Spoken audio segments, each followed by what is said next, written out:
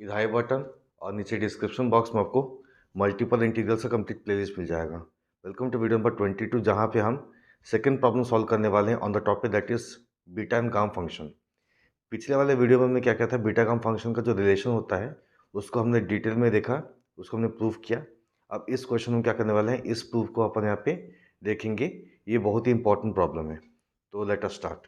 तो क्वेश्चन क्या बोलता है, prove that integration limit goes from 0 to 1 x to the power m log x power n dx equals to -1 power n factorial n upon m plus one power n plus one. Okay, ये अपना gamma नहीं है, ये अपना क्या factorial है। Where n is a positive integer, m is greater than -1। ठीक है, हमको सबसे पहले ध्यान रखना है इसको प्रूफ करने के लिए। ये हमारे पास LHS है, अपने क्या है RHS है। ठीक है, तो यहाँ पे हम LHS से शुरू करते हैं, that is left hand side, जो कि हमको क्या दिया हुआ है, integration limit goes from 0 to 1 x to the power m log x whole power n dx। ये हमको यहाँ पे प्रॉब्लम में दिया हुआ है। ठीक है, अब देखो यहाँ पे हम क्या करेंगे, यहाँ पे log x दिया हुआ है, तो यहाँ पे let log x equals to minus y. मैं यहाँ पे क्या कंसीडर कर रहा हूँ, log x इक्वल्स अपने क्या है माइनस वाई हो जाएगा। तो यहाँ पे अगर मैं एंटी लॉग लगाता हूँ या फिर इस लॉग को वहाँ भेजता हूँ तो अपने ये क्या हो जाएगा, x equals to e to the power minus y हो जाएगा। ठीक है, अब जब इसको मैं फर्दर डिफ्रेंशिएट करता हूँ तो ये अपना क्या होगा, that is d x equals to ये अपना ई की पावर माइनस वाई, यहाँ से अपना -1 बाहर निकलेगा, तो यहाँ पे लिखेंगे डी वाई। तो हम ये कह सकते हैं that is d x equals to minus e to the power minus y d y. अब ये आपको जो दिया हुआ LHS है ना, उसको अपन यहाँ पे देखते हैं, दैट इज इंटीग्रेशन। देखो अब यहाँ पे पहले इसको लिख सकते हैं, दैट इज इंटीग्रेशन लिमिट है 0 से लेके 1 तक का x की power m log x power m dx। तो यहाँ पर जब x को अपन जब y में चेंज करेंगे तो यहाँ पे देखो जो लोअर लिमिट है ना, जब यहाँ पे lower limit x equal to 0 put up करता हूँ तो log 0 क्या होता है, इन्फिनिटी होता है। log 0 क्या होता है, इन्फिनिटी होता है। तो y के लिए क्या हो जाएगी, इन्फिनिटी हो जाएगी। ओके, उसी तरीके से जब मैं अपर लिमिट यहाँ पुट अप करता हूँ, that is x equals to 1 put up करता हूँ, तो log 1 की वैल्यू कितनी होती है, 0 है ना। तो log 1 की वैल्यू 0 होगी तो y की वैल्यू क्या हो जाएगी, 0 हो जाएगी। मेरे कहने का मतलब ये है कि जब मैं अपर लिमिट 1 पुट अप करता हूँ तो y की वैल्यू कितनी हो जा रही है यहाँ पे, log 1 दैट इज 0। और जब मैं लोअर लिमिट यहाँ पुट अप कर रहा हूँ तो log 0 क्या होता है, इन्फिनिटी होता है।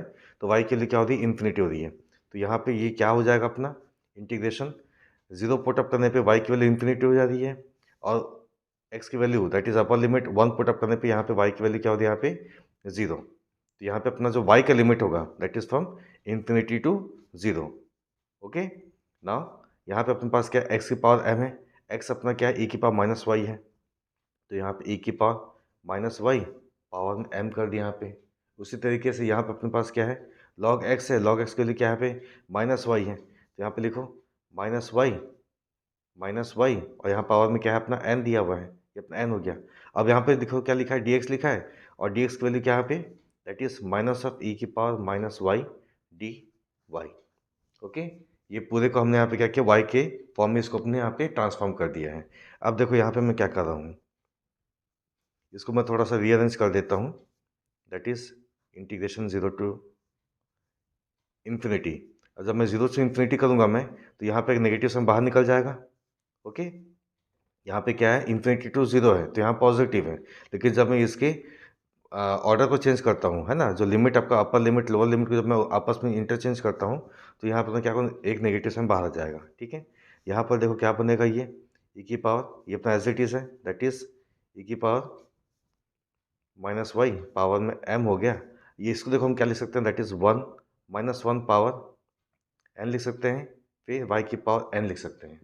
ठीक है, यहाँ पे नेगेटिव है कि नहीं, तो जब मैं नेगेटिव बाहर निकालता हूँ तो ये क्या होगा, ये -1 पावर n हो जाएगा। फिर क्या बचा, y की पावर n बचा। फिर यहाँ पे नेगेटिव है ना, नेगेटिव साइन है, माइनस वाई, फिर यहाँ पे क्या आएगा अपने पास, यहाँ पे डी वाई आएगा। ठीक है, ये जो मैं यहाँ पे तोड़ा हूँ ये आपको ध्यान में होना चाहिए। फिर देखो हम क्या कर सकते हैं, इसको हम लिख सकते हैं कुछ, दैट इज ये नेगेटिव तो पॉजिटिव हो जाएगा। और चूंकि यहाँ पे हम इसको y के रेस्पेक्ट में इंटीग्रेट कर रहे हैं तो ये जो है ना, ये दैट इज -1 पावर n, इसको अपन बाहर निकाल सकते हैं। तो इसको मैं क्या लिखूंगा, -1 पावर n। ओके, यहाँ पे ये नेगेटिव नेगेटिव तो पॉजिटिव हो जाए तो उसको छोड़ दो, यहाँ पे लगाओ integration, limit is from 0 to infinity, limit is from 0 to infinity हो गया अपना यहाँ पे। अब देखो यहाँ पे क्या है, e की पावर, यहाँ पे -ym है, यहाँ पे क्या है -y है, तो यहाँ पे e की पावर अगर अपन देखें -y निकालते हैं तो यहाँ अपने पास बचेगा m और यहाँ पे अपने पास बचेगा 1, तो इसको लिखूंगा मैं, yes, that is y -y into power m+1। इतना हो गया, मतलब ये वाला हो गया, ये वाला हो गया है। ओके, और ये वाला पार्ट बचा हुआ दैट इज y की पावर n, तो यहाँ पे लिखो y की पावर n, तो यहाँ जो लिखा दैट इज dy, उसको अपन यहाँ पे लिख दिए। अब इसका अपन क्या करेंगे, ये जो दिया है that is y into m+1, so put y into m+1, इसको अपन क्या मानते हैं, मान लो इसको अपन मानते हैं z। ओके, तो यहाँ से आपको क्या मिलेगा, y equals to z upon m+1 लिखो, फिर 1 + m लिखो, एक ही मतलब है, 1m+1 लिख दिए। अब फर्दर इसको जब मैं डिफ्रेंशिएट करता हूँ तो ये अपना होगा dy हो जाएगा, और ये अपने क्या होगा dz अपॉन में m+1। फाइन यहाँ तक का। अब ये जो है ना, जो कि हमको ये निकालना है, मतलब प्रूफ करना है, इंटीग्रेशन 0 to 1 x की power m this equals to this, तो इसको अपन फिर अपन क्या करेंगे, ट्रांसफॉर्म करेंगे z के फॉर्म में, तो इसको लिख लेते हैं log x power n dx, क्योंकि हम बेसिकली इसी को दिखा रहे हैं कुछ कुछ, है ना, that is this is my LHS। चलो ठीक है, देखो यहाँ पे अपना क्या बन जाएगा, ये अपना एज इट इज आएगा, दैट इज -1 पावर n रहेगा, इसमें तो कोई भी चेंजेस यहाँ पे नहीं होने वाला है। ठीक है, अब लिमिट पुट अप करेंगे, तो यहाँ पे ये किसकी लिमिट है, ये y की लिमिट है। अब हम क्या करेंगे, z की लिमिट यहाँ पे सेटअप करेंगे, तो y की वैल्यू जब मैं यहाँ 0 पुट अप करता हूँ, y की वैल्यू जब यहाँ 0 पुट अप करता हूँ तो z की वैल्यू क्या होगी, 0 हो जाएगी। फिर y की वैल्यू जब इन्फिनिटी पुट अप करूँगा तो z की वैल्यू क्या होगी, इन्फिनिटी हो जाएगी। मतलब यहाँ पे z की लिमिट क्या होगी, जो y की लिमिट थी, दैट इज 0 टू इन्फिनिटी। ये अपना हो गया, तो यहाँ पे अपन लिखेंगे e की पावर माइनस ये y इंटू m+1 अपना क्या z है, तो यहाँ पे लिखेंगे e की पावर माइनस z। ओके, क्योंकि ये अपना पूरा का पूरा क्या है, z है, इतना लिख लिए। अब यहाँ पे क्या है, y की पावर n है, तो y अपना क्या है, z अपन m+1 है, तो यहाँ पे लिखेंगे z पावर n अपॉन में m+1 पावर में n। ओके, फिर यहाँ पे क्या है, dy है, और dy क्या है अपना dz अपॉन m+1 है, तो यहाँ पे लिखिए dz अपॉन में m+1। ओके, इतना अपन यहाँ पे लिख लिए। तो अब हम क्या करेंगे, यहाँ पे जो लिखा है दैट इज -1 पावर n। अब देखो मैं अपन यहाँ पे क्यों लिखा हूँ, क्योंकि यहाँ पर देखोगे तो हम यहाँ पे z के रेस्पेक्ट में इसको इंटीग्रेट करने वाले हैं, तो m और n अपने क्या कांस्टेंट हो जाएगा, तो इसको अपन बाहर निकाल सकते हैं इस इंटीग्रेशन के बाहर। तो यहाँ पे अपने पास क्या है, m+1 पावर n है, यहाँ पे क्या है 1+n+n है, जिसका पावर क्या है 1 है, तो मल्टीप्लाई करने पे अपना ये क्या बन जाएगा, m+1 पावर में n+1, तो यहाँ पे लिखूंगा मैं m+1 पावर में n+1, इसको लिख दिया मैं। अब यहाँ पे जो बचा हुआ that is integration 0 to infinity e की पावर -z हो गया, यहाँ पे क्या लिखा है, z पावर n लिखा हुआ है, तो यहाँ पे z पावर n लिखा हुआ है, तो इसको मैं क्या करूँगा, थोड़ा सा रीअरेंज करूँगा, इसको मैं लिखूँगा n+1 - 1। ठीक है, हमारे पास यहाँ पे क्या था, z की पावर n था, तो यहाँ पे हमने क्या किया है, +1 - 1 किया, क्योंकि आपस में कैंसिल पे क्या बचेगा अपने पास, यही बचेगा। ठीक है, तो यहाँ पे मैं लिखता हूँ फिर dz। अब यहाँ पर अगर मैं ब्रैकेट दे दूँ, ओके, अगर मैं यहाँ पे ब्रैकेट दे दूँ तो ये अपना क्या बन जा रहा है, this is gamma of n+n। Okay, ये अपना क्या बन जा रहा है, गामा ऑफ n+n। तो इसको अपन फर्दर लिखेंगे that is -1 power n upon में m+1 पावर में n+1 हो गया यहाँ पे। अब ये अपना क्या बन जा रहा है, that is gamma of n+1। Okay, ये अपना क्या है, गामा ऑफ n+1 हो गया है, and this is equals to, ये जो है ये एज इट इज़ है, दैट इज -1 पावर में n अपॉन में m+1 पावर में n+1 हो गया। अब इसको मैं क्या लिख सकता हूँ, this is what, this is factorial n, है ना। हमने गामा फंक्शन जब पढ़ा था डिटेल में इन वीडियो नंबर 20, तो हमने ये चीज़ को देखा था, है ना।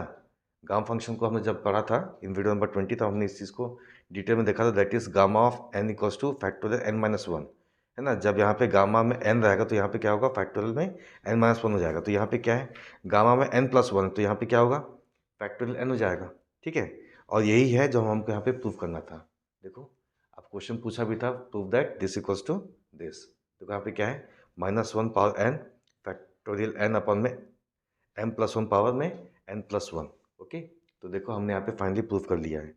तो इसको मैं लिख लेता हूँ, that is this implies integration 0 to 1 x की power m log x power में n dx is equals to -1 power n factorial n upon m+1 power में n+1। ये अपने क्या होगा, फाइनल प्रूफ, है ना। हमको यही प्रूफ करना था, तो यहाँ लिखो हेंस प्रूफ्ड। Thank you.